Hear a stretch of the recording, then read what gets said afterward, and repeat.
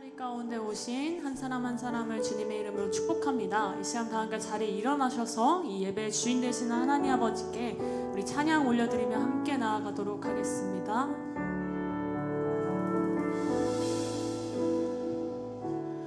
주를 위한 이곳에 예배하는 자들에게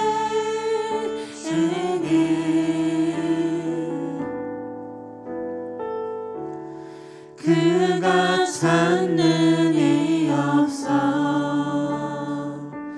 주님께서 슬퍼하시네.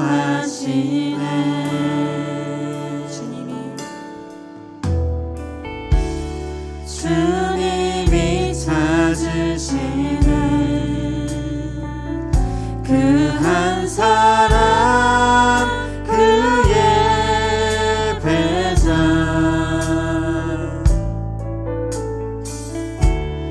내가 그 사람 되길 간절히 주께 예배하네. 주은혜로 이곳에 서 있네. 주 임재에 엎드려 절하네. 그 어느 것도 난 필요 없네. 주님만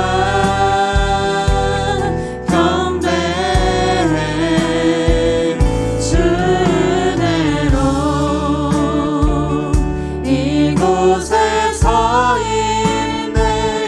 주 임재에 엎드려 절하네. 그 어느 것도 난 필요 없네. 주님만 경배해.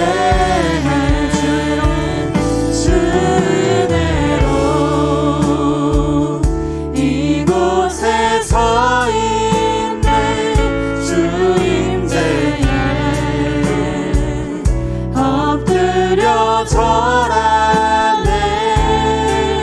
그 어느 것도 난 필요 없네. 주님만 경배해.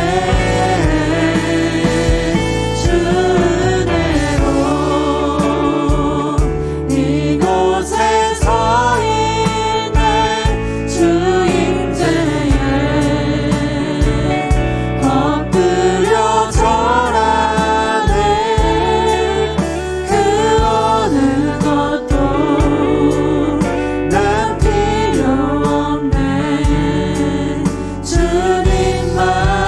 자기 목소리 높여서 그 주님 앞에 고백하시라 나갑니다. 주은혜로 이곳에 서 있네. 주 임재에 엎드려 절하네. 그 어느 것도 난 필요 없네. 주님만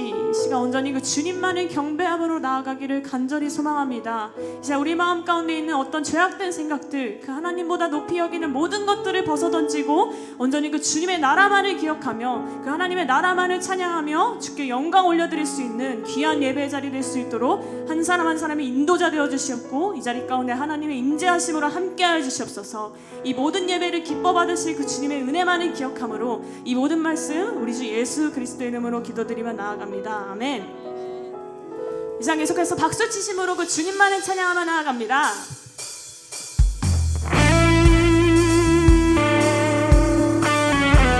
이 세상 가운데 빛과 소금으로 우리 옳은 길이신 그 예수 그리스도만을 따르며 나아가기를 간절히 소망합니다. 아멘. 우리 함께 옳은 길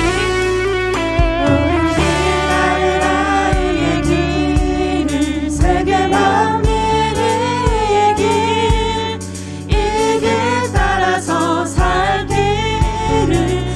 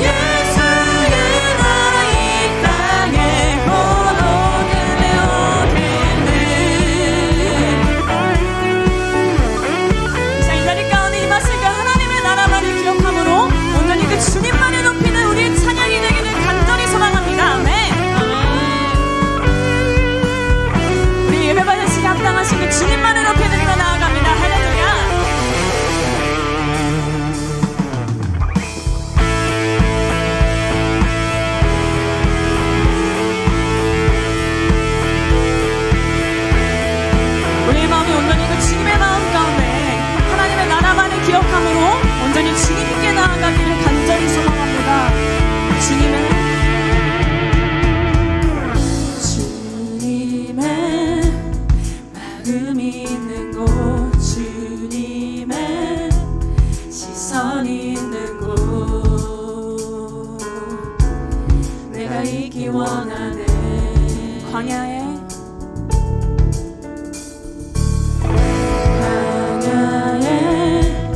꽃을 피우시고 사막에 강물을 내시는 주의 놀라운 손길. 푸른 마르고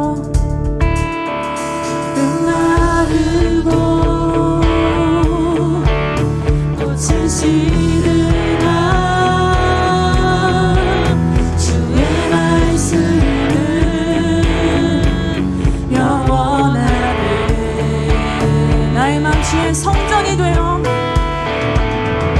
나의 맘 주의 성전이 되어 영원한 주의 말씀을 향해 주의 마음 있는 곳으로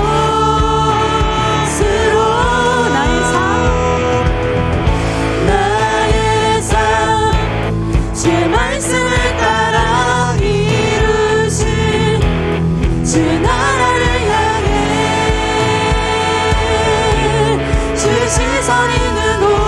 우리 다시 한번 계속해서 그 주님께 박수로 찬양합니다. 아멘. 이 시간 온전히 우리의 마음이 그 주님의 마음 있는 그곳을 향하길 간절히 소망합니다. 하나님의 구원의 사랑을 바라볼 수 있는 우리들 될 수 있도록 주 아버지 인도자 되어주시옵소서. 아멘. 우리 다시 한번 처음부터 고백합니다. 주님의 마음 있는 곳. 주님의 마음이 있는 곳 주님의 시선이 있는 곳 내가 있기 원하네. 푸른 마르고 푸른 마르고 꽃은 시드나 주의 말씀은 영원하네. 전능하신 주님 전능하신 주 거룩하신 왕 주님의 말씀 이루시네.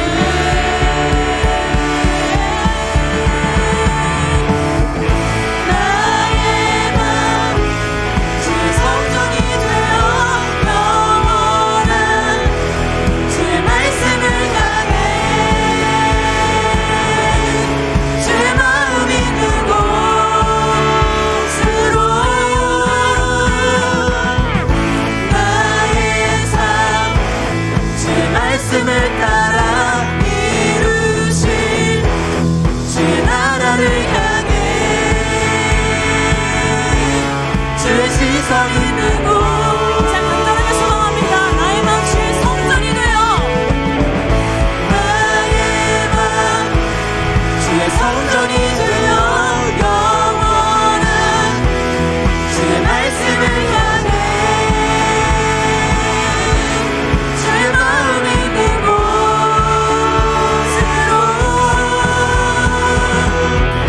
나의 삶 주의 말씀을 따라 이루신 주의 나라를 향해 주의 시선 있는 다시 한번 간절하게 소망하시면서 나의 마음 주의 성전이 되어 아멘.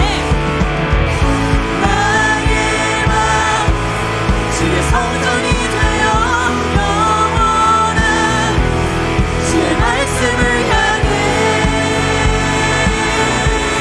주의 마음 있는 곳으로 나의 삶 주의 말씀을 따라 이루신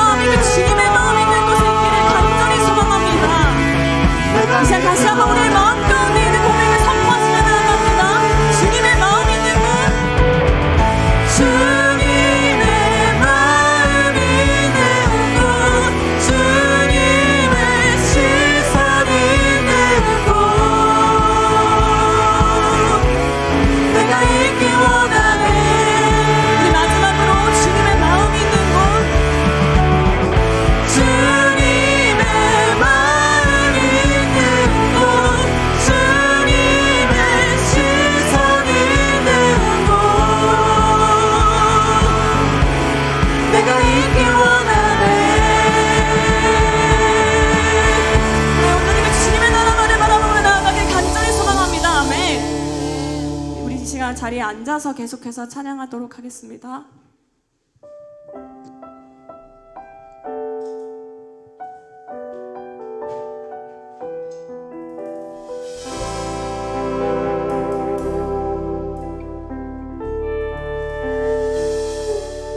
우리 보좌 앞에 모였네.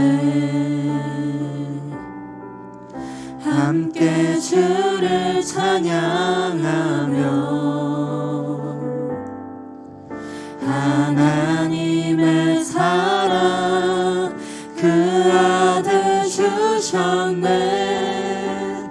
그의 피로 우린 구원받았네. 십자가에서 쏟으신 그 사랑 강같이 온 땅에 흘러 각 나라와 족속 백성 방언에서 구원받고 주 경배를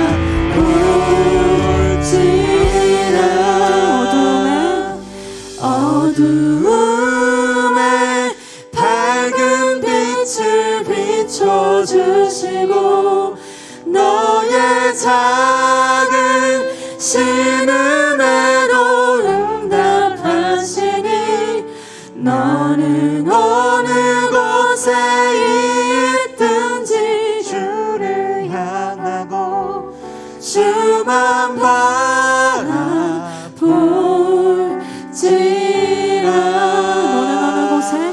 너는 어느 곳에 있든지 주를 향하고 주만 바라볼지라 우리 한 번 더 고백합니다.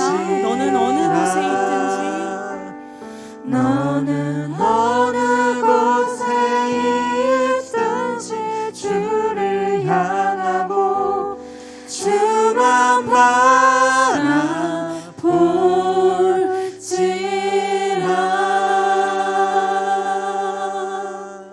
하나님 그 예수 그리스도를 이 땅에 보내시어 우리의 삶을 구원하신 그 하나님의 사랑을 찬양합니다. 온전히 그 하나님의 사랑을 누림으로 우리의 어두운 밤에도 빛이 되어주시고 우리를 언제나 사랑의 눈빛으로 보듬어 주시는 그 주님, 온전히 그 하나님의 사랑만을, 그 하나님의 구원만을 높이며 그 하나님을 택하는 우리들이 되기를 간절히 소망합니다. 그 주님의 마음이 있는 곳에 우리가 있도록 주님이 인도하여 주시옵소서. 하나님의 마음이 합한 자들 될 수 있도록 주님 어디 붙들어 주시옵소서. 온전히 주님을 선택하겠다고 도전하며 하나님의 결정하며 나아갈 수 있는 우리들의 믿음의 고백이 될 수 있도록, 하나님 그 오랜 길이실 그 주님만을 따르며 나아갈 수 있도록 온전히 우리의 마음 가운데 그러한 믿음을 허락하여 주시옵소서. 함께 기도하시며 나아갑니다. 아버지 하나님, 구원의 사랑만을 기억하며 나아가는 예배 자리 되게 간절히 소망합니다. 하나님을 따르기 소망합니다. 하나님만을 바라보겠다고 결정하며 나아갈 수 있는 예배 자리 될 수 있도록 주님 인도하시옵소서. 아버지 하나님, 구원의 아버지 하나님, 온전히 구원의 사랑만을 기억하는 그런 예배 자리 될 수 있도록 주님 인도하시옵소서. 하나님의 마음이 합한 자리 될 수 있도록, 하나님 온전히 그 주님의 바라보는 그 예배 자리 될 수 있도록 주님 인도하시옵소서. 아버지 하나님 붙들어주소서. 아버지 하나님 함께 해주소서. 예.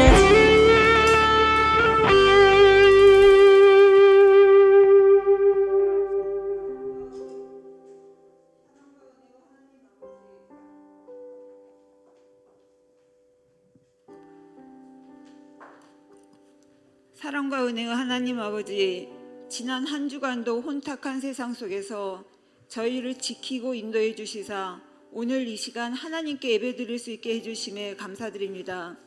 비록 코로나로 인해 성도들이 함께 예배를 드릴 수 없는 상황이지만 어느 자리 어디에 있든지 이 시간 세상의 염려, 근심, 걱정 다 내려놓고 온전히 하나님께만 집중케 하여 주옵소서.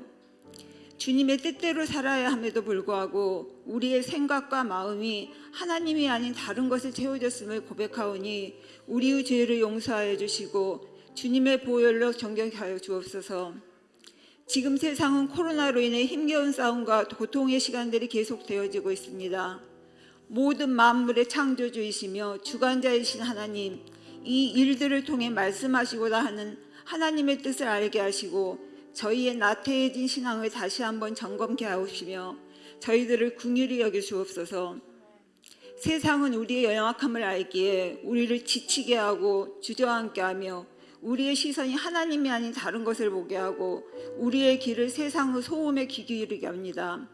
사방이 다 막힌 것처럼 출구조차 없은 그런 상황에서도 여러 가지 이해할 수 없는 문제와 환경에 있을 때에도 먼저 우리를 죄를 회개하며 우리가 붙들고 있는 하나님보다 우선시하는 모든 것을 온전히 내려놓게 하옵소서.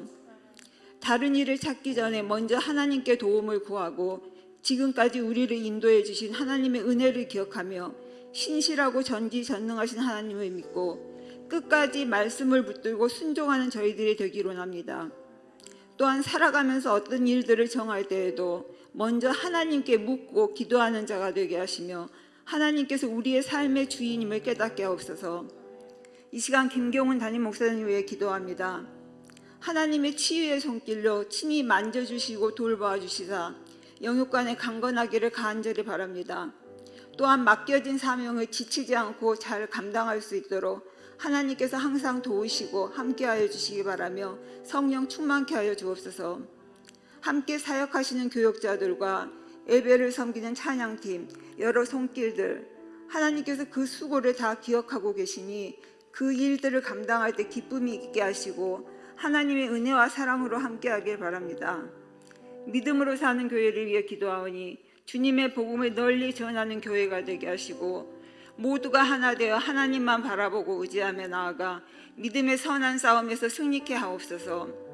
여러 가지 문제로 인해서 갈급하게 기도하는 성도들을 기억하사 하나님의 위로와 은혜가 있길 소망하며 하나님의 때에 가장 좋은 것으로 응답하여 주시기를 원합니다. 오늘 말씀을 전하신 한철호 선교사님을 위해 기도하오니 성령 충만케 하여 주옵시고 말씀의 능력을 더하게 해주셔서 전하시는 그 말씀을 통해서 하나님의 뜻을 깨닫는 은혜의 시간이 되기를 원합니다. 이 예배가 온전히 하나님께 드려지길 바라오며 우리의 구원자이시고 생명이신 예수 그리스도 이름으로 기도드립니다. 아멘. 할렐루야. 예배 자리 가운데 오신 한 사람 한 사람을 주님의 이름으로 축복합니다. 이 시간 우리 함께 좌우 앞뒤 바라보시면서 오늘도 함께 하시는 우리 성도님들 우리 서로 축복하며 함께 나아가도록 하겠습니다. 평화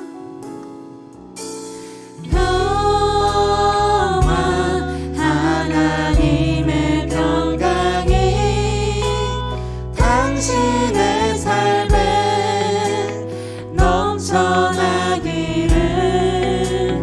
평화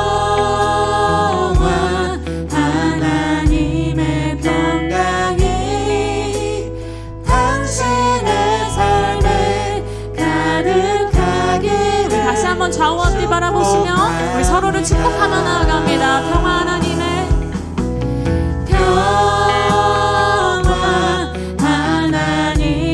평강이 당신의 삶에 넘쳐나기를.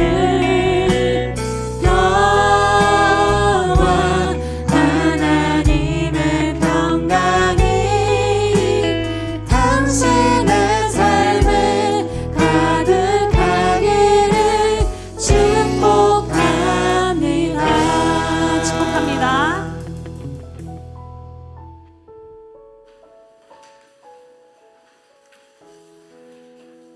네, 오늘 우리에게 주시는 하나님의 말씀은 마태복음 21장 12절에서 13절까지입니다. 마태복음 21장 12절에서 13절까지 말씀을 저와 여러분이 함께 합독하시겠습니다. 시작. 예수께서 성전에 들어가사 성전 안에서 매매하는 모든 사람들을 내쫓으시며 돈 받고는 사람들의 상과 비둘기 파는 사람들의 의자를 둘러 엎으시고 그들에게 이르시되 기록된 바 내 집은 기도하는 집이라 일컬음을 받으리라 하였거늘 너희는 강도의 소굴을 만드는도다 하시니라. 아멘.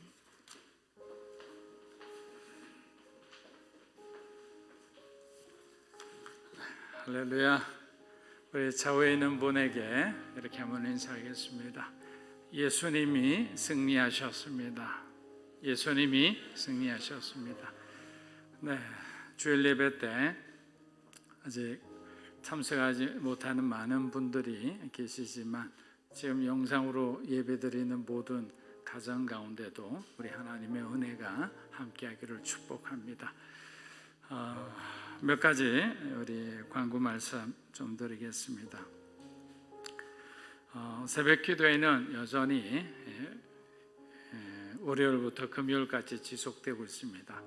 예수님께서 항상 우리에게 보여주신 대로 살면 가장 그게 바른 삶이라 생각합니다. 주님께서 기도하셨다면 우리도 열심히 기도하면 되는 거예요. 예수님께서 병자를 고치시기 위해 기도하셨다면 우리도 아픈 사람을 위해서 함께 힘을 합해 기도할 수 있는 거예요.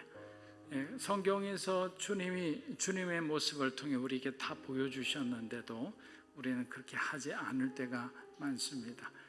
다시 한번 우리 이른 아침 그날 하루의 시간이 우리 주님의 시간이 되도록 여러분 기도하는 시간을 소중하게 여기기를 주의 이름으로 축복합니다. 이제 새가족 2기 교육 안내입니다. 우리가 1기 과정도 정말 즐겁고 아주 유익하게 잘 마쳤습니다. 이제는 또 새로운 분들이 계시기 때문에 2기 과정을 진행하게 됩니다. 추석 연휴를 제외하고 이렇게 되니 혹시라도 이 교육을 아직 신청하지 않은 분들은 우리 전도사님께, 김지혜 전도사님께 신청해 주시기 바랍니다. 그리고 홈페이지를 보면 이제 중복 기도를 작성해서 신청하는 부분이 있습니다. 물론 우리가 이제 기도 카드가 있는데 여러분들이 주일날 오셔가 직접 작성하기 어렵고 또 약간 교육자들에게만 이렇게 보셨으면 하는 그런 기도 제목이 있다면 이제 우리 홈페이지 주소를 여러분 아시니까 들어가셔서 그곳에다가 여러분의 중요한 또 긴급한 그런 기도 제목을 주시면 우리 중보기도팀뿐만 아니라 교육자들이 가장 우선적으로 이렇게 기도하도록 하겠습니다. 여러분, 기도만이 사실 변화시킬 수 있잖아요. 우리의 힘이 아니라 하나님의 힘에 우리가 의지하는 시간이 기도하는 시간이기 때문에 꼭 여러분들이 기도라는 시간을 통해 하나님의 놀라운 기적을 경험하게 되기를 축복합니다. 마지막으로는 지난 주일까지 저희가 광고에 있었는데 이제 9월 1일부터 수요일부터 한 달간 이제 수요 특강이라 해서 우리 오기훈 총장님께서 특강을 진행하잖아요. 그래서 여러분들 9월 한 달간 수요일 저녁은 이제 하나님께 드린다는 마음으로 우리 오기훈 총장님이 지금 제주도에서 아주 열심히 준비하고 있다는 소식을 어저께 들었습니다. 여러분들도 강사가 그렇게 열심히 준비하는데 저와 여러분들이 이렇게 소홀히 해서는 안 될 것 같습니다. 우리 열심히 함께 은혜 받을 준비를 하는 그런 시간이 되었으면 합니다. 7, 8월간 이어졌던 우리 선교 헌신의 달, 다시 복음 앞에서의 마지막 여정을 이제 오늘 마무리하게 됩니다. 그동안 김용환 선교사님, 강대원 선교사님, 그리고 정마태 선교사님께서 아주 아름다운 그런 은혜로운 말씀으로 저를 잘 섬겨 주셨는데 오늘 마지막으로 섬겨 주실 이 한철호 선교사님은 아마 젊은 세대들은 좀 기억을 하실 거예요. 1988년부터 시작된 그 선교사 동원과 선교사 헌신하는 굉장히 강한 무브먼트였던 그 선교 한국 상임 위원장으로 계셨고요. 지금은 이제 미션 파트너스의 상임 대표로 계시는데 또 바쁘신 가운데 저희 교회에서 오셨습니다. 우리 목사님 나오실 때 뜨거운 박수로 환영하겠습니다.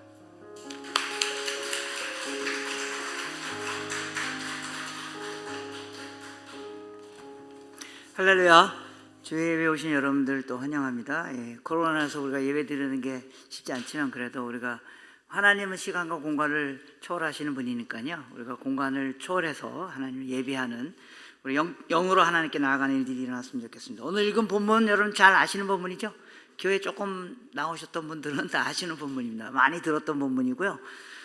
특별히 예수님이 성전에 들어가셨는데 가니까 사람들이 막 장사하고 있었어요. 비둘기 팔고 그 돈 바꾸고. 그래서 예수님께서 그걸 그 책상을 다 뒤엎으시고 그들을 채찍으로 내쫓으시고 그들을 보고 강도라고 맞은 장면입니다. 성경에서 장사하지 말라 그렇게 보통 많이 알려져 있는 본문입니다. 그래서 이 본문 갖고 설교 많이 들었을 것 같습니다. 성경에서 장사하지 말라고. 저도 어렸을 때 저희 고향교회에서 이런 설교 들은 적이 있습니다. 우리 그때 원로 목사님이 우리 교회에서 자꾸만 여전도회가 장사하니까 여전도회 자꾸 교회에서 장사하지 마십시오. 교회가 무슨 장사하는 데인 줄 아십니까? 왜 자꾸 주일날 깨 팔고 미역 팔고 기름 팔고 이런 거 교회에서 하십니까? 그런 거 하지 마십시오. 그러면 여전도회장이 저에서 쫙 째려보면서 내가 뭐 깨 팔고 미역 팔고 기름 팔아서 딴 데 쓰나 다 성경금에 쓰지. 물론 그 중에 일부 떼내서 설악산 놀러 가기도 하지만 아무튼 뭐 그럴 때 많이 들어왔던 그런 본문입니다. 또 오늘 본문은 내 집은 기도하는 집인데 너희가 강도의 굴을로 만들었다. 그래서 성전이 기도하는 데인데 성전에 와서 딴짓하고 있구나. 뭐 이럴 때 많이 들었던 본문입니다. 제가 처음 대학 다닐 때 그때 교회에서 처음 기타 칠 때입니다. 기타. 그 전에 기타 치라는 그런 거 없었습니다. 저희 대학 때 기타 치면서 그때 처음 뭐 예수님 찬양, 뭐 내게 강 같은 평화 이런 거 막 할 때입니다. 그래서 우리 청년들이 막 청년을 모여서 막 기타 치고 예수님 찬양 막 이렇게 하면요 장로님이 탁 들어서 이놈들 교회가 기도하는데 내 교회에서 기타 치고 너네 연애하려고 그러지 뭐 이렇게 막 그럴 때 떠오르는 이미지가 있는 부분입니다. 설마 예수님께서 교회에서 좀 장사 조금 했다고 기타 쳤다고 이렇게 상을 다 뒤엎고 그렇게 하시겠습니까? 오늘 본문은요 또 마태, 마가, 누가, 요한복음에도 다 나옵니다. 많이 익숙한 본문입니다. 그래서 요한복음에 보면 예수님께서 채찍으로 노끈을 만들어가지고 다 그들을 폭력으로 그들을 내쫓습니다. 여러분, 예수님과 폭력 이거 안 어울리는 말입니다. 예수님 폭력 한 번도 사용하신 적이 없습니다. 오늘 장면에서 딱 한 번 사용하셨습니다. 예. 이게 굉장히 큰 의미가 있을 거라는 겁니다. 예. 예수님 폭력을 사용하셨다. 예. 그래서 오늘 보면은 단순히 성전에서 장사하지 말라, 성전에서 이익 남기지 말라, 성전에 기도하는 것이라 그런 의미보다 훨씬 더 큰 의미를 갖고 있다는 사실 우리가 좀 알아야 됩니다. 여러분, 성경 전체를 통해서 이해하셔야 되죠. 그래서 오늘 본문도 이 본문만 갖고 이해하면 그냥 장사하지 말라 이렇게 하게 되는데 성경 전체를 통해서 본문을 이해하셔야 됩니다.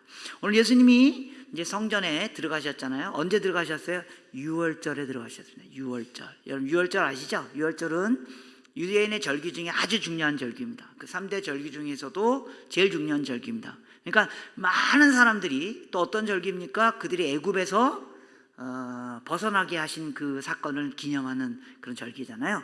그래서 많은 사람들이 6월절에 예배드리기 위해 성전에 모여드린 겁니다. 그런데 이 예수님이 들어간 이 성전은 사실은 누가 지은 성전이에요? 이 성전은요 구약의 솔로몬이 지은 성전입니다. 그죠? 기억나시죠? 솔로몬 때 처음 성전이 지어진 것이죠. 예. 그래서 구약에서 혹은 성경 전체에서 성전의 의미는 뭐예요? 성전의 의미는 건물을 말하는 게 아닙니다. 예. 성전의 의미는 뭡니까? 하나님의 임재를 말하는 겁니다. 예. 하나님께서 내가 너희들에게 임재할 것이다. 이스라엘 백성을 애굽에서 끄집어내셔서 불구이런 구름 기둥으로 함께 하시다가 광야를 지나면서 내가 너희에게 영원히 거할 것이다. 그래서 성전을 지어라. 그래서 지은 게 성전입니다. 그래서 성전은 건물을 말하는 게 아닙니다. 하나님의 임재를 말하는 겁니다. 내가 너희와 함께 있겠다. 예. 그래서 구약에서 솔로몬이 성전을 짓게 됩니다. 자, 그러다가 이들이 바벨론에 포로 잡혀갔을 때 다 무너지죠. 그런데 무너졌는데 다시 바벨론에서 돌아와서 수룹바벨 이런 사람들 돌아와서 다시 지은 성전입니다. 예. 그게 에스라서라든지 느헤미야서라든지 그런 데 나오는 장면이죠. 또 열왕기 상하 이런 데 성전을 짓는 장면입니다. 예. 그런데 그래서 그 다시 지은 성전이 그런데 이스라엘이 완전히 멸망하고 성전이 완전히 무너집니다. 예. 그러다 신약 시대에 넘어와 가지고 헤롯 왕이 이대를 통치하면서 로마를 대신해서 이대를 통치하면서 이스라엘 백성들에게 잘 보이려고 어마어마한 돈을 들여서 멋지게 지은 그 성전에 예수님이 들어가셨다 그런 뜻입니다. 그래서 예수님이 성전에 들어가셨다는 말은 그냥 건물에 들어갔다는 말이 아니라 하나님의 임재 장소에 들어갔다는 말이고 그 장소는 바로 솔로몬 때부터 지어진 그 성전에 예수님이 들어가셨다 그런 뜻이라는 겁니다. 예. 여러분 왜 솔로몬 시대의 성전이 지어진 걸까요? 여러분 이스라엘 역사의 클라이막스가 어느 때였어요? 다윗과 솔로몬 시대잖아요. 그죠? 여러분 다 아시죠? 네. 근데 여러분들 다 입을 막고 있기 때문에 말해도 제가 못 듣죠. 다 아신다고 치고. 그래서 다윗과 솔로몬 때에 성전이 지었어요. 왜 다윗과 솔로몬 때에 성전이 지어졌을까요? 여러분 이스라엘 역사의 클라이막스가 어느 때예요? 다윗과 솔로몬 때예요. 즉 이스라엘 역사의 클라이막스 때 성전이 지어졌다는 말입니다. 무슨 뜻입니까? 뭐가 이스라엘 역사의 클라이막스라는 겁니까? 여러분 다윗은 왜 성전을 지으려고 했어요? 다윗의 인생의 목표가 뭐였어요? 성전을 짓는 거예요. 그럼 건물을 크게 짓는 게 인생의 목표였어요? 아니었어요. 다윗의 인생의 목표는 성전, 즉 하나님의 임재를 우리 가운데 임하게 하는 그 일을 하겠다는 겁니다. 그게 다윗의 인생의 목표였습니다. 다윗은 영토를 넓히는 게 목표도 아니었고요. 큰 땅을 얻는 것도 목표도 아니고요. 레바논을 공격한 이유가 뭐예요? 거기서 백항목을 가져다가 아름다운 성전, 큰 아름다운 건물을 짓겠다는 게 아니라 하나님의 임재의 장소를 아름답게 꾸미겠다는 거예요. 하나님의 임재가 우리 가운데 임하는 거, 그게 다윗의 인생의 목표였어요. 그리고 그게 이스라엘 역사의 클라이막스예요. 여러분, 뭐가 여러분의 인생의 클라이막스가 되길 원하십니까? 여기 보니까 우리 젊으신 분들 많이 계신데요. 혹시 우리 젊은 자매님들 뭐가 여러분 인생의 클라이막스가 뭐가 되기를 원하십니까? 드디어 그 형제를 만나는 순간이요? 여러분 인생의 절망의 시작입니다. 농담입니다. 제 아내가 어느 날 이렇게 했는데 딱 째려보는 거예요. 밥 먹는데. 그래서 또 왜 또 째려봐 그랬더니 말해봐 그랬더니 딱 이러는 거예요. 내 인생의 절망이 언제 시작됐는 줄 알아? 딱 그런 거예요. 당신 만나고부터. 농담입니다. 저 아내 저희 사랑합니다. 예. 다윗은 뭐가 자기 인생의 클라이막스가 되길 원했냐면 자기로 말미암아 하나님의 임재가 우리 가운데 임할 수 있게 된다면, 여러분 저와 여러분의 인생의 클라이막스가 뭡니까? 하나님이 우리 가운데 영원히 거하는 사건이 일어나는 겁니다. 예. 그 역사가 저와 여러분들에게 매일매일 일어나기로, 그랬을 때 우리 인생이 매일매일이 클라이막스가 되는 거라는 겁니다. 다윗은 그걸 원했어요. 그래서 다윗이 성전을 다 짓기로 작정을 해놨잖아요. 다 만들어놨어요. 사실은 다윗이 설계도까지 다 만들어놓고요, 모든 물건들 다 만들어놨어요. 재료들. 그런데 하나님께서 그 다음에 다윗이 설계도를 만들고 그 아들인 솔로몬을 통해서 성전을 짓게 하는 사건입니다. 예. 즉 하나님의 임재가 그 가운데 임하게 됐다는 거죠. 그래서 열왕기상 8장에 보시면요, 솔로몬이 성전을 다 짓고 성전에 올라가서 이제 기도를 하게 됩니다. 열왕기상 8장에 기도를 하는데, 열왕기상 8장 22절부터 24절을 보면요, 솔로몬이 단 앞에 서서 이스라엘 온 회중을 마주서서 하늘을 향하여 손을 펴며 가로되 이스라엘 하나님이여 여호와여 상천하지에 주와 같은 신이 없나이다. 이때가 솔로몬 인생의 최고의 순간입니다. 뭡니까? 성전이 이제 뒤에 성전이 다 지어진 겁니다. 즉 하나님이 임재한 겁니다. 그리고 앞에 자기가 얻은 어마어마한 영토, 백성들, 그 어마어마한 권력, 그 사이에 딱 손을 얹고 기도하는 겁니다. 기도하면서 회중을 향하여 기도하면서 뭐라고 해요? 하나님, 상천하지에 하나님과, 즉 하늘과 땅에 하나님 같은 분이 없나이다. 예, 하나님은 하늘과 땅에 모든 곳에 계시기 때문에, 물론 이 성전에 계신 분은 아닙니다. 성전에 하나님이 계시는 건 아니에요. 하나님 온 세계에 계셔요. 그러나 하나님께서 우리 가운데 임재하시겠다고 약속하시고 우리에게 복 주시겠다고 약속하시고, 그런데 여러분, 복 중의 복이 뭐예요? 복 중의 복이 하나님의 임재를 경험하는 겁니다. 그래서 하나님이 이스라엘 백성들에게 내가 너에게 복을 줄 것이다. 근데 그 복 중에 최고의 복인 드디어 하나님이 우리 가운데 임재하신 이 일이 드디어 일어났군요 라고 하면서 기도하는 겁니다. 그러면서 뭐라고 얘기하냐면 23절 24절에 계속해서 주께서 온 마음으로 주의 앞에서 행하신 종들에게 언약을 지키시고 은혜를 베푸셨나이다. 주께서 주의 종 내 아비 다윗에게 허락하신 말씀을 지키사 주의 입으로 말씀하신 것을 손으로 이루심이 오늘과 같으니라. 주님께서 입으로 이스라엘 백성들에게 하신 언약이 뭐예요? 여러분, 하나님이 이스라엘 백성에게 하신 언약의 내용이 뭐예요? 그걸 말씀하셨는데 그 말씀을 이스라엘 백성들에게 하셨고, 그리고 나의 조상 다윗에게 하셨고, 그것을 오늘 이루셨습니다. 여러분, 하나님이 이스라엘 백성에게 하신 언약의 내용이 뭐예요? 하나님이 이스라엘 백성에게 하신 언약의 내용이 뭡니까? 그게 바로 창세기 12장 1절부터 3절입니다. 여러분, 이스라엘이라는 나라의 시조가 누구예요? 아브라함이잖아요. 그죠?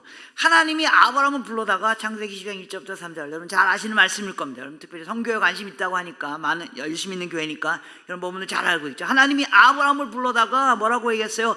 내가 너를 고향과 친척 아베 집을 떠나 내가 보여줄 땅으로 가라.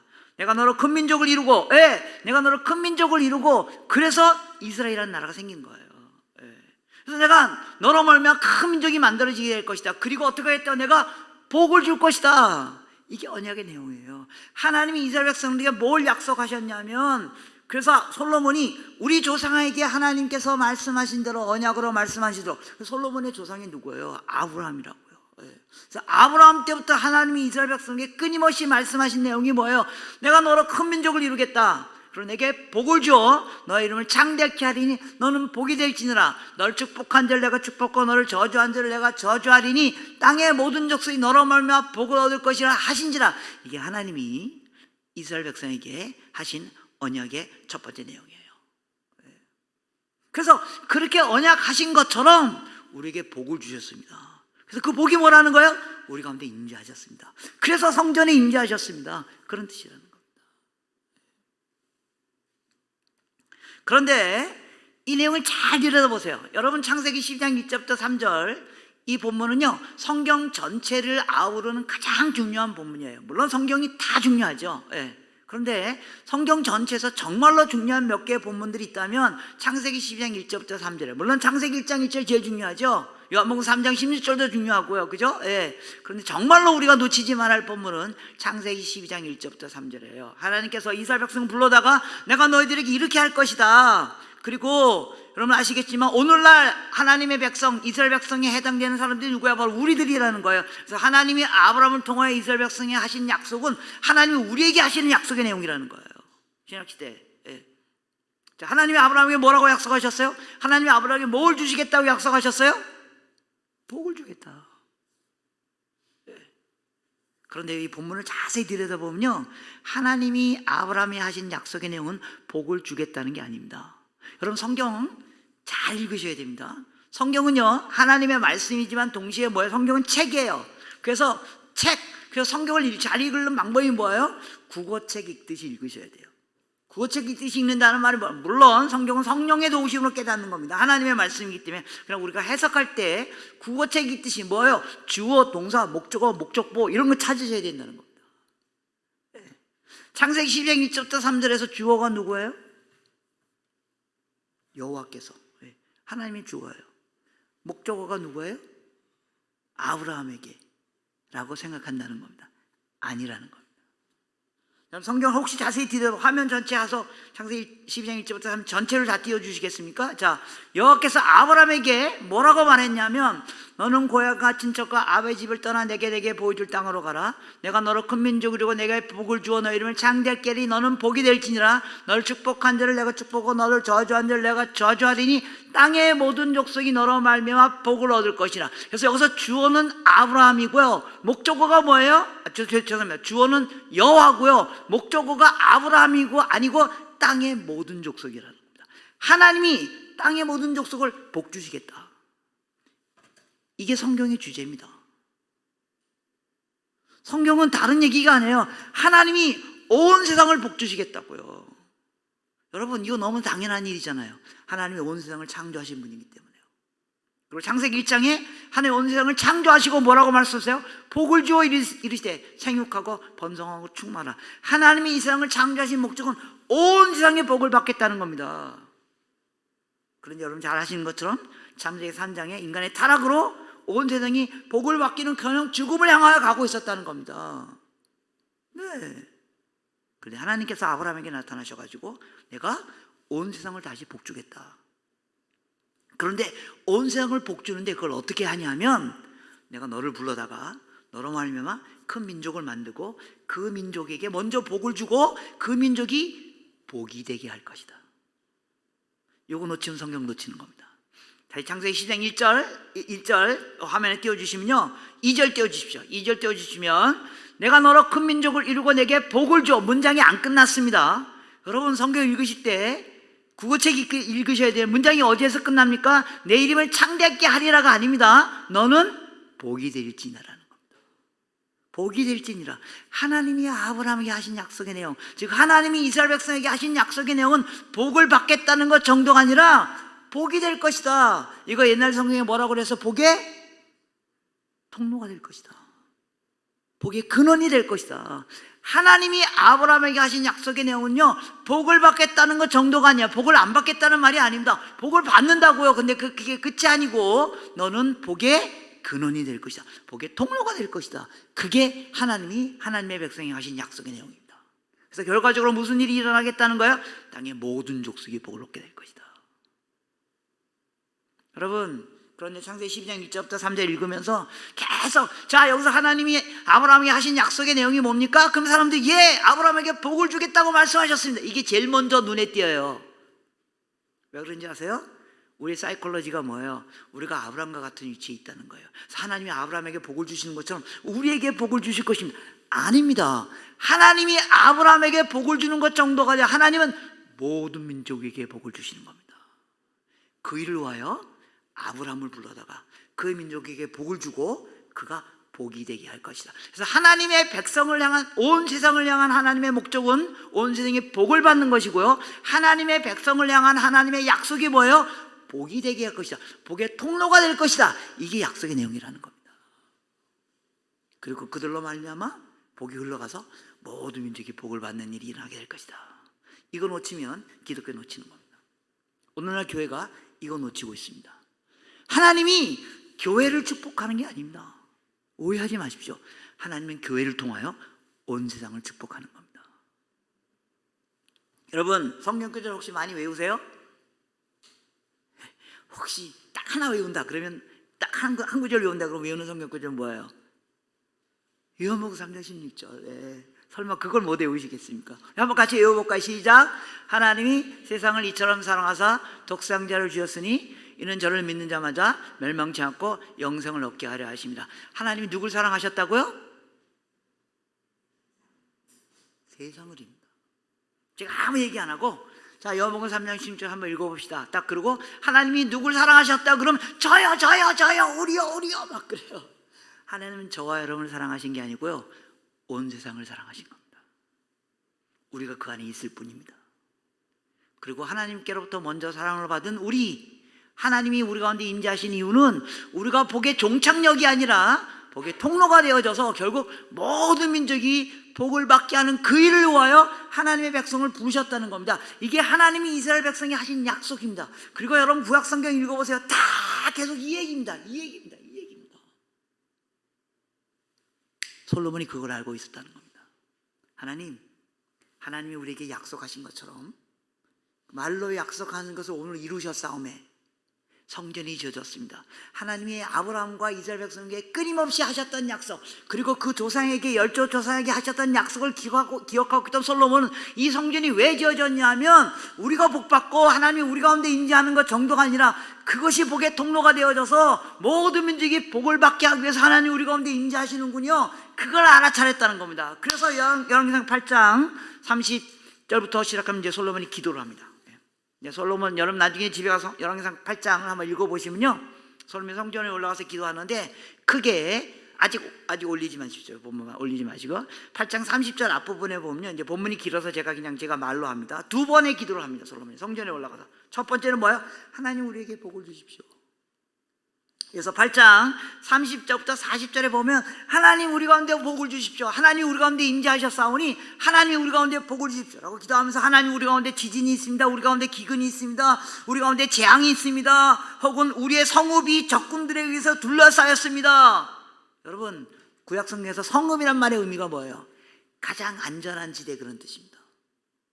내가 생각하는 가장 안전한 지대가 지금 위협받고 있습니다. 여러분 혹시 그러세요? 여러분이 생각하는 가장 안전한 것이 지금 위협받고 있습니까? 그게 가정입니까? 여러분 갖고 있는 재정입니까? 여러분의 뭐 정체성입니까? 아니면 직업입니까? 위협받고 있죠. 예, 기도해야 됩니다. 하나님, 내가 가장 안전하게 생각하는 것이 위협받고 있습니다. 재앙이 있습니다. 우리 가운데 죄악이 있습니다. 하나님 용서하여 주십시오. 기도하셔야 됩니다. 예. 하나님 우리에게 복을 주시겠다고 말씀하셨기 때문에요. 솔로몬이 그렇게 기도합니다. 하나님 도와주시옵소서. 그래서 우리가 손을 펴고 무슨 기도나 무슨 간구를 하거든 39절 하나님께서 보고 들으시고 우리의 죄를 용서해 주시면 우리가 이 땅에 사는 동안 하나님을 영원히 경외하겠나이다 라고 40절까지 기도합니다. 하나님 우리에게 복을 주시옵소서. 예, 여러분 주일날 성전에 와서 혹은 매일매일 하나님 앞에 말씀 묵상으로 나갈 때 하나님 임재를 느낄 때 하나님이 함께 계심을 느낄 때 하나님 도와주시옵소서, 그 기도 하셔야 됩니다. 우리 하나님 도움 없이는 살 수 없는 존재들이기 때문에요. 그런데 솔로몬의 기도가 거기서 끝났다면 솔로몬은 하나님을 잘 모르는 사람이었어요. 솔로몬은 하나님을 정확히 알고 있었어요. 왜 우리에게 복을 주시는지, 왜 우리 가운데 임재하시는지, 왜 우리에게 성전을 지으시는지. 왜냐하면 우리를 통하여 모든 민족이 복을 받는 일이 일어나게 하기 위하여. 그래서 열왕기상 8장 41절에 두 번째 기도를 합니다. 이 기도를 우리가 놓치면 안 됩니다. 또란 말은 하나님, 제가 기도 제목 하나 더 있습니다. 사실은 이거 이루시려고 하나님 우리의 기도를 들어주시고 그러기 위해서 우리 가운데 임재하시는 거죠 라고 하면서 또 주의 백성 이스라엘에 속하지 아니한 자 곧 주의 이름을 먼 지방에서 온 이방인들이 할지라도 그의 주의 크신 이름과 주의 능한 손과 주의 펴신팔의 소문을 듣고 와서 이 전을 향하여 기도하거든 주는 계신 고 하늘에서 들으사 무릇 이방인이 주께 부르짖는 대로 이루사 땅의 만민이 주의 이름을 알고 주의 백성 이스라엘처럼 경외하게 하옵소서. 내가 건축한 이 전을 주의 이름으로 일컫는 줄 알게 하옵소서. 무슨 말이에요? 예, 하나님 이 성전을 건축한 이유는, 하나님이 우리 가운데 임재하는 이유는 첫 번째 우리에게 복을 주시는 거죠. 두 번째 그냥 그 정도가 아니라 우리를 통하여, 이 성전을 통하여 하나님이 우리 가운데 임재하신 것을 통하여 저 먼 데 있는 이방인들이라 할지도 하나님에 관한 소문을 듣고 이 성전에 와서 기도하면 하나님 그들도 용서해 주사 그들도 우리처럼 하나님을 예배하는 자가 되게 하여 주시옵소서. 이사야서의 성전은 만민이 기도하는 집입니다. 성전은, 즉 하나님의 임재는, 즉 하나님이 우리와 함께 하시는 이유는, 즉 교회는 만민이 기도하는 것이라고요. 교회는 교회를 위하여 존재하는 것이 아닙니다. 제가 이 설교 본문을 정해놓고 이제 며칠 전에 여러분 교회 이렇게 좀 이렇게 살펴봤거든요. 아, 설교 본문을 잘못 정했다 이렇게 생각했습니다. 제가 지금 한 설교를 여러분 들으면서 원래 우리 교회 그런데 이렇게 말씀하시겠죠, 그죠? 원래 우리 교회는 그것 때문에 만들어졌는데, 예, 그게 교회입니다. 교회는 교회를 위하여 존재하지 않고 교회는 모든 민족을 위하여 존재하는 공동체입니다. 하나님이 우리 가운데 인재하는 이유는 우리 가운데 복을 주시는 것 정도가 아니라 우리가 복의 통로가 되어져서 이 복이 모든 민족을 알게 하고, 그게 성전이고 그 성전에 예수님이 들어가셨다는 겁니다.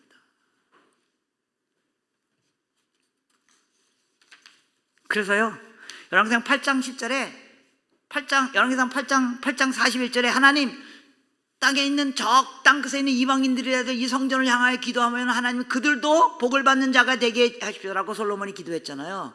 그러면 하나님이 그 솔로몬의 기도를 들으실까요, 안 들으실까요? 들으시죠. 그래서 무슨 일이 일어났다는 겁니까? 열왕기상 8장에 그렇게 기도하니까 열왕기상 10장에 정말 누가 솔로몬을 찾아 성전으로 옵니다. 누가 옵니까? 열왕기상 10장에 스바여왕. 스바여왕은 어디에서 온 사람이에요? 마태복음에 보면 스바형이 어디서 왔다고 예수님이 말해요? 땅끝에서.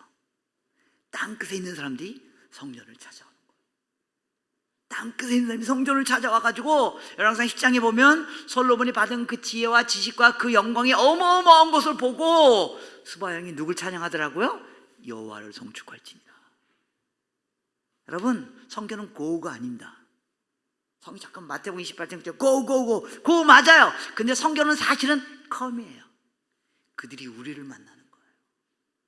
그들이 우리에게 오는 거예요. 그들이 우리를 만날 수 있도록 우리가 그들 가운데 가 있는 거예요. 그들이 우리를 만나보고 우리 속에 있는 하나님의 영광과 우리 속에 있는 하나님의 은혜와 우리 속에 있는 그 어마어마한 것들 그들이 발견하고 나도 너희처럼 하나님을 따라야 되겠다 하는 일들이 일어나는 것, 그 공동체가 바로 교회라는 겁니다. 그렇게 지어진 그 성전에, 그렇게 지어진 그 성전에 예수님이 들어갔다는 거예요. 이제 이해가 되시니까? 네, 들어갔더니 무슨 일이 일어났다는 거예요? 성전에 누가 모여가지고 막 예배 드리고 자기네끼리 예배 잘 드리려고 비둘기 팔고 그런 일들이 일어났다는 거예요. 유대인들끼리만.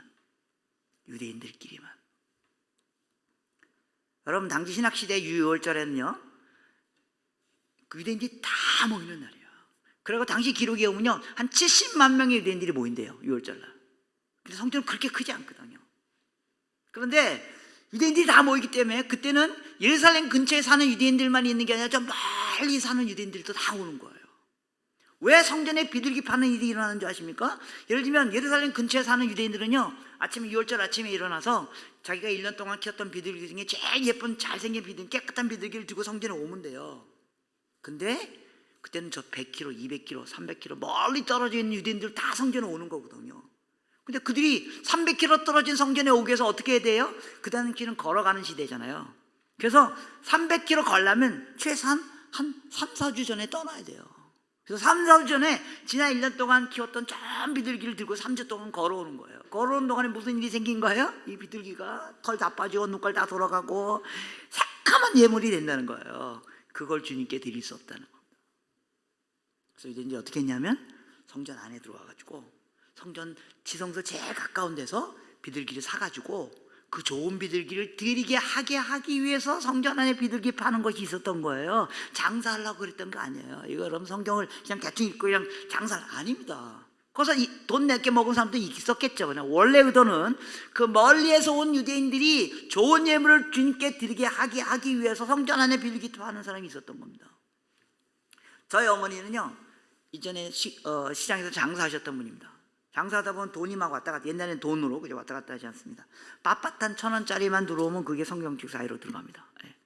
그때가 주일날 모여 이래가지고 그 빳빳한 1,000원짜리 중에서 제일 빳빳한 거 나눠주면서 요거 갖고 헌금해. 좋은 거예요, 나쁜 거예요? 좋은 거예요. 유대인들이 깨끗한 예물로 비둘기를 드리려고 하는 게, 비둘기로 예물을 드리는 게 나쁜 거 아니에요. 좋은 거예요. 근데 왜 예수님께서 상을 다 뒤엎었냐 이거예요. 이 성전은 너희들만 예배 드리는 것이 아니라는 겁니다. 솔로몬 때부터 이 성전은 이방인들도 와서 예배 드리도록 만들어진 게 성전이에요. 그래서 여러분, 성전에 가면 어떻게 돼 있어요? 성전 가보셨어요? 이스라엘 가보셨어요? 안 가보셨죠? 저도 안 가봤습니다. 괜찮습니다. 예. 그림에 보니까 어떻게 되냐면 성전에 이렇게 성벽이 딱 있잖아요. 그 안에 들어가면 성소, 지성소가 있어요. 그래서 유대인들은 거기 들어가서 성소, 지성소에 대제사장이 대표로 들어가서 예물을 드리는 거예요. 성소, 지성소 앞에 큰 뜰이 있어요. 그 뜰의 이름이 뭔지 아세요? 이방인의 뜰이에요. 성전은 처음부터 이방인들도 예배 드리도록 만들어진 곳이에요. 이게 성전의 의미예요. 그 성전에 들어갔더니 유대인들이 자기네끼리 예배 잘 드리려고 비둘기 팔고 돈 좀 바꾸고, 이게 예수님의 분노의 이유예요. 여러분, 오늘날 구약시대 성전에 해당되는 공간이 어려요. 교회예요.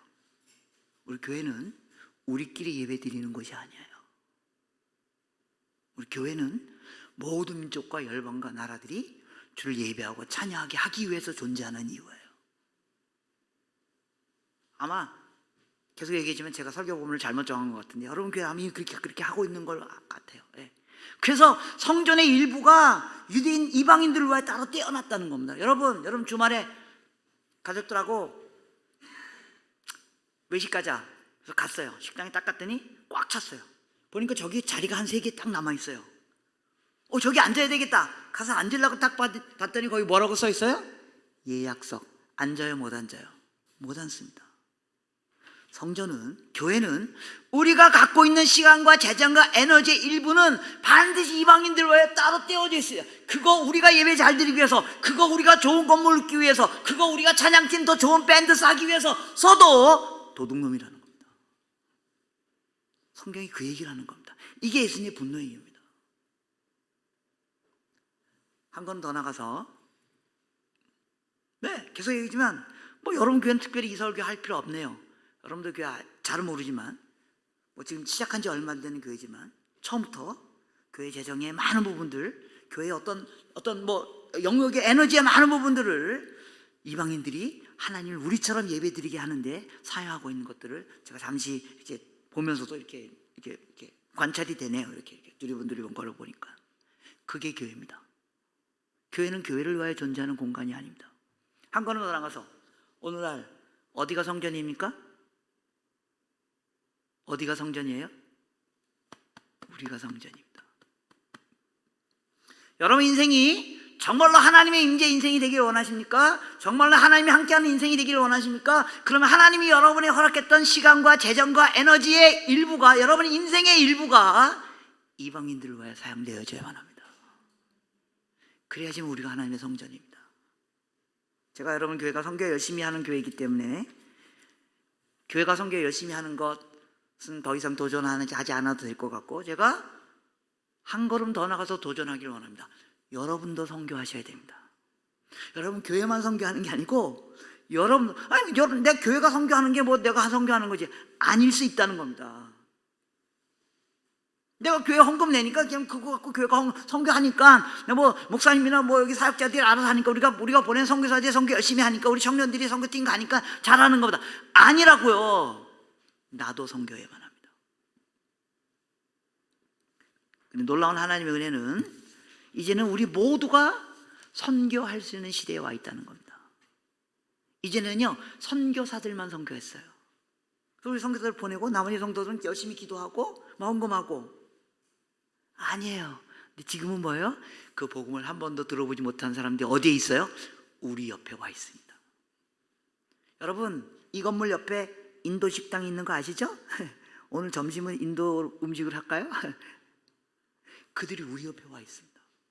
지금 한국에 250만 명의 외국인들이 살고 있습니다. 20만 명의 유학생들이 살고. 근데 그들이 다 어디서 왔어요? 한국에 와 있는 나라들 대부분의 나라들이 어디 왔어요? 미국, 영국 이런 데서 아닙니다. 다 복음을 한 번도 들어보지 못한 중앙아시아, 아프리카, 동남아시아 지역에서 온 사람들입니다. 그들이 우리 옆에 있습니다. 과거의 선교는 보내는 거였습니다. 지금의 선교는 여전히 계속 보내야 됩니다. 여전히 계속 그들을 찾아가야 됩니다. 동시에 그들이 우리 옆에 와 있다고요. 까딱 잘못하면 보내고 또 나간 성도들 이것만 선교로 생각해요. 더 좋은 기회가 우리 옆에 와 있는 거 아세요? 여러분들이 무슬림권에 가가지고 1년에 한 명 예수 믿게 하면 어마어마한 일을 하는 겁니다. 한국에 와 있는 무슬림권에서 온 외국인 노동자들, 근로자들, 유학생들 그럼 1년에 10명도 복음을 전할 수 있습니다. 작년 재작년에 제주도 예멘 사람도 500명 도착했죠? 그 때문에 한국 교회가 난리가 난 거 아세요? 아니 저 어떻게 무슬림들 저 테러리스트 저놈들 저렇게 어떻게 왔냐 그래가지고 한국 교회가 난리가 났습니다. 화가 나가지고 저놈들 테러리스트 내보내라, 무슬림들 내보내라. 여러분, 예멘에는요 지금 제대로 된 교회가 하나도 없습니다. 우리가 선교사 많이 보냈는데요 교회가 만들어진 게 없습니다. 다 철수했습니다. 근데 그들이 500명이 여기 와 있다고요. 여러분 외국에서 살아보신 적 있으시죠? 혹은 여행을 보신 적 있으시죠? 나그네로 있을 때, 나그네로 있을 때가 가장 복음의 문이 열려있는 때입니다. 여러분 무슬림권 조금 전에 얘기한 것처럼 무슬림 나라 가서 여러분들이 두려워서 감히 입을 열지도 못하잖아요. 복음 전하기 너무 어렵죠. 근데 그 무슬림들이 여기 어마어마하게 지금 한국의 무슬림들이 20만 명이 넘어섭니다. 이거 갖고 또 교회가 막 짜증내요. 아니 저 무슬림들 테러리스트들 나쁜 놈들 저것들 또 왔구나, 저것들 내보내라. 여러분 그들이 여기 테러하러 왔어요? 그들 중에 일부 그런 사람도 있겠죠. 무슬림 선포하러 온 사람도 있겠죠. 일부 있겠죠. 대다수는 왜 왔어요? 그냥 살려고 온 거예요. 우리가 오라 그래서 온 겁니다. 우리가 한국에 더 이상 외국인 근로자들 없으면 한국 사회가 무너지는 거 아세요? 예. 여러분 코로나 때문에 외국인들이 안 들어오니까 여러분 신문 보셨어요? 농촌에서 난리가 난 거 아세요? 농사해 줄 사람이 없대요. 지금 농촌에 어려운 일 다 외국인 근로자들이 하고 있어요. 300만 원씩 줘도 외국인 근로자를 구할 수가 없어요. 하나님 우리에게 어마어마한 기회를 주시는 겁니다. 이런 거 놓치시면 안 됩니다. 여러분 이 동네 사세요? 이 동네 사시는지 안 사시는지 잘 모르겠지만 여러분 이 동네 혹시 낮에 와보세요. 저기 와보세요. 외국인들이 얼마나 다니는 줄 아십니까? 저 이태원에 가보세요. 뭐 그런데 갈 필요 없어요. 바로 여러분 옆집에 다문화 가정들, 네. 여러분 직장에 외국인들, 근데 그들이 자기네 나라에서는 복음을 한 번도 들어볼 기회가 없는 사람들이 바로 우리 옆에 와 있다고. 한국의 교회가 이렇게 많은 곳에 와 있는데도 여기서 3년 5년 일하면서 한 번도 그리스도를 만날 수 있는 기회가 없다면 그건 불행입니다. 그리고 그건 우리 교회가 크게 실수하는 겁니다. 이제 새로운 선교 시대에 왔습니다. 우리 모두가 선교할 수 있는 시대가 왔습니다. 그래서 제가 새로운 단어를 만들어놨는데 선교사라는 단어 대신 선교인. 선교사 그럼 뭐 특정한 사람들만 선교하는 것처럼 생각 아닙니다. 여러분 국내에서 전도 누가 제일 열심히 해요? 여러분 교회 전도 누가 제일 열심히 해요? 누가 여러분 교회 새로운 사람들 데리고 와요? 목사님입니까? 전도사님입니까? 목사님과 전도사님이 새로운 사람 데리고 오는 교회보다 성도들이 막 새로운 사람을 데리고 오는 그 교회가 진짜 부흥하는 교회입니다. 선교가 뭡니까? 다른 거 아닙니다. 복음 전하는 일입니다. 복음을 한 번도 들어보지 못한 사람들에게 복음 전하는 일, 그들이 우리 옆에 와 있습니다. 여러분의 삶과 직장 속에서 복음을 전할 수 있는 길이 얼마든지 있습니다. 국내에 와 있는 외국인들에게 관심을 가지고 선교사도 보내주시고 선교도 계속 가시고요. 동시에 여러분 개인도 매일매일 삶 속에서 국내에 와 있는 사람들에게 복음을 전하십시오. 다가가십시오. 뭐 처음부터 가서 예수 믿어라 이렇게 막 말 못하죠. 뭐 여러분들이 말이 안 통할까 봐 걱정하지 마세요. 여러분들의 그 나라 말 솜씨보다 그 나라 사람, 그 사람들의 한국어 솜씨가 더 뛰어난 거 아시죠? 걱정하지 마세요. 한국말 하셔도 됩니다. 환대를 베푸세요. 환대를 베푸세요. 예를 들면 오늘 이 예배 끝나고 당장 환대를 베풉시다. 여러분 집에 돌아가실 때요, 뭐 주머니에 사탕 같은 거 있으십니까? 혹은 뭐 규리에도 하나 있으십니까? 버스나 전철 타서 딱 보면 알잖아요. 누가 한국에 온 근로자인지. 전철에서 어리버리 하고 있는 사람들 딱 보면 알잖아요. 다가가서 힘들죠? 수고하세요. 이런 말 한마디 하는 거. 그래서 귤 하나 넘겨주는 거. 그거 선교하는 겁니다. 한번 해봐야 되겠다. 그래서 딱 다가가서 이렇게 한번 이렇게 가서 말하려고 이렇게 삐죽삐죽하면서 이렇게 하는데 눈이 탁 부딪혔어. 그럼 탁 피하죠. 왜요? 두려워서. 여러분과 국내에 와 있는 외국인 근로자가 눈이 딱 마주쳤습니다. 누가 더 두려울까요? 그들이 더 두려워합니다. 여러분 환대를 베푸세요. 환대가 선교입니다. 환대가 선교입니다. 결론 내리겠습니다. 여러분의 교회는 열심히 선교하고 정말로 오늘 본문에서 말한 그 예수님이 분노했던 그런 선교원이 아니라 정말로 이 성전을 통하여 모든 민족이 열방이 복을 받는 그런 교회가 되게 하신 것을, 그런 교회로 출발한 것에 대해서 감사와 축복을 드립니다. 제가 한국교회 성교를 다 대표하는 사람은 아니지만 그래도 너무너무 감사합니다. 한 걸음 더 나가서 성도 여러분들도 성교에 참여하기를 원합니다. 그러므로 말미암아 우리가 진정한 하나님의 임재에, 하나님의 임재하시고 하나님이 우리를 통하여 모든 민족이 복을 받게 하는 그런 교회와 그런 개인이 되기를 축복합니다. 기도하겠습니다. 하나님 아버지, 우리 가운데 임재해 주셔서 감사합니다.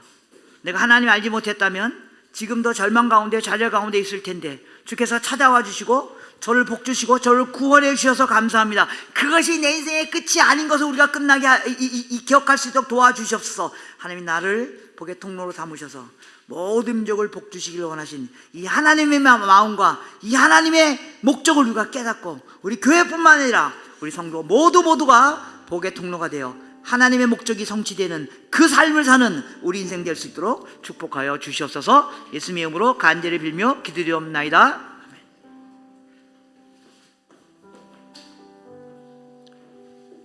이 시간 우리 오늘 말씀을 놓고 함께 기도하겠습니다. 너무나 지엽적으로만 바라본 어떤 선교의 시각을 우리가 다시 한번 돌이킬 수 있는 귀한 말씀을 주셨습니다. 우리가 멀리 가서 복음을 전하는 그런 어떤 선교적인 섬김과 행위도 중요하지만 사실 200만 명이 넘는 외국인 노동자들이 전국 각지에서 특별히 노촌에 흩어져 있습니다. 하나님께서 믿음으로 사는 교회에도 이런 우리 이주 노동자를 위해서 하나님 품을 수 있는 마음을 주시고 무엇보다도 그들의 외롭고 쓸쓸한 마음 가운데 어떤 세상적인 물질과 술과 담배와 어떤 도박 같은 나쁜 것들이 들어가는 것이 아니라 복음이 들어가서 그들의 삶이 이전과는 다른 정말 그리스도 안에 있는 생명을 가진 자로서의 축복된 삶을 살 수 있도록 하나님 저희 교회도 그런 축복의 통로가 되는 삶을 살게 하여 주시옵소서.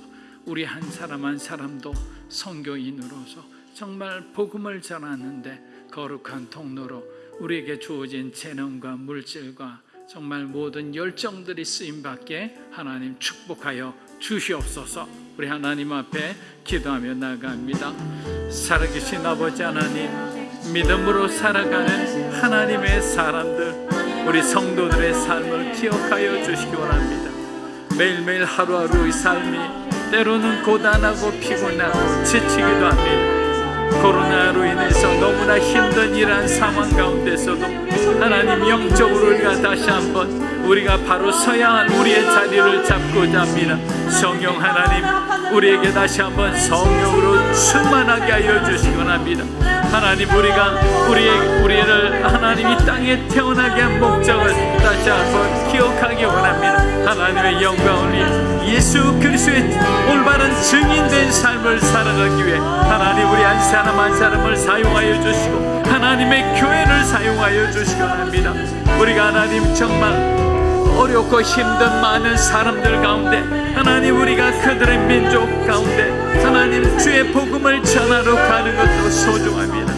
하나님, 그러나 우리 이 나라의 땅 가운데 주님이 보내주신 그 사람들을 하나님 우리가 정말 예수 그리스도의 사랑의 마음으로 품고 그들에게 복음 전할 수 있는 그 길들을 열어주시고 하나님 정말 작은 사랑과 작은 환대를 통해 이들의 마음 가운데 하나님 한국에 대한 열린 마음을 주시고 하나님 지역 교회들이 힘을 합해서 하나님 이들에게 복음을 전하고 하나님 이들이 정말 온전히 예수를 인하여 거듭난 하나님 삶으로 이들에게 본국으로 선교사로 그들이 돌아갈 수 있도록 무슬림으로 한국 땅에 왔지만 그들이 돌아갈 때는 크리스찬이 되어 돌아갈 수 있도록 주님 역사하여 주시기 바랍니다. 하나님 우리 한 사람 한 사람에게 다시 한번 선교적인 비전을 허락하여 주시고 하나님이 주시는 열정을 허락하여 주셔서 우리가 한 마음으로 하나님의 교회를 섬기며 나갈 수 있도록 주님 역사하여 주시옵소서. 할렐루야. 하나님 아버지, 오늘도 주의 종을 통해서 우리에게 깨달음을 주셨습니다. 그동안 우리 자신의 어떤 삶의 필요와 결핍에 우리가 집중한 삶이라면 이제는 하나님께서 우리에게 무엇을 원하시는지 다시 한번 돌아보는 시간을 허락하여 주심에 감사합니다. 먼저 그의 나라와 의를 구하라 했습니다. 우리의 필요가 먼저가 아니라 하나님 나라를 구하는 것입니다. 하나님 믿음으로 사는 교회가 주님의 나라에 쓰임받는 복의 통로로 쓰임받게 축복하여 주시옵소서.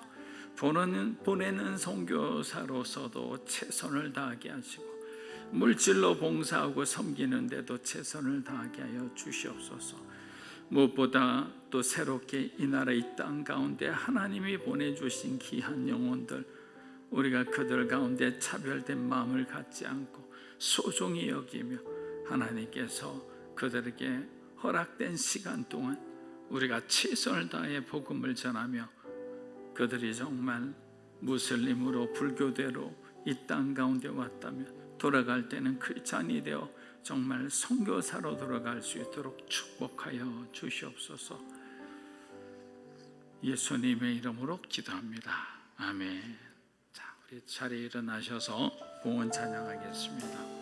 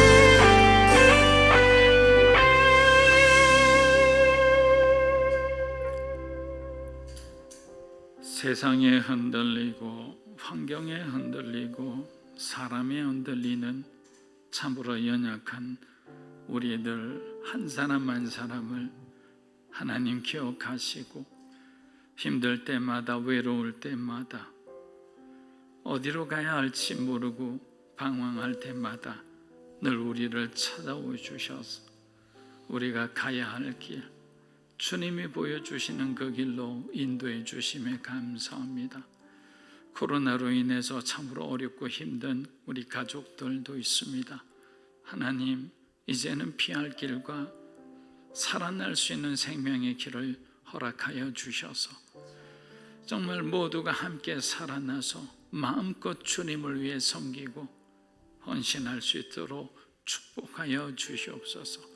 그러한 어려움 가운데서도 정말 마음과 정성을 다해 구별하여 드리는 이 예물을 하나님 음명하여 주시고 이 예물이 쓰여지는 곳마다 그리스도를 전하고 그리스도를 인하여 영광 받는 그러한 시간이 되게 축복하여 주시옵소서. 이제는 우리 주 예수 그리스도의 은혜와 하나님 아버지의 크고 놀라우신 사랑과 성령 하나님의 감화 감동 교통하심의 역사가 보내는 선교사뿐만 아니라 이제는 선교인으로서 하나님이 보내주신 한 사람 한 사람을 소중히 여기며 복음 전하는 삶으로 충실히 살아가기를 원하는 사랑하는 믿음으로 사는 교회 성도 한 분 한 분의 삶과 가정과 소중한 자녀들 위해 영상으로 함께 예배드리는 믿음의 귀한 동역자들 위해 이 나라의 민족과 사랑하는 한국교회와 땅끝에 흩어져 사역하는 우리 귀한 선교사님들의 삶과 사역 위에 이제로부터 영원토록 함께 하시기를 간절히 축원하옵나이다. 아멘.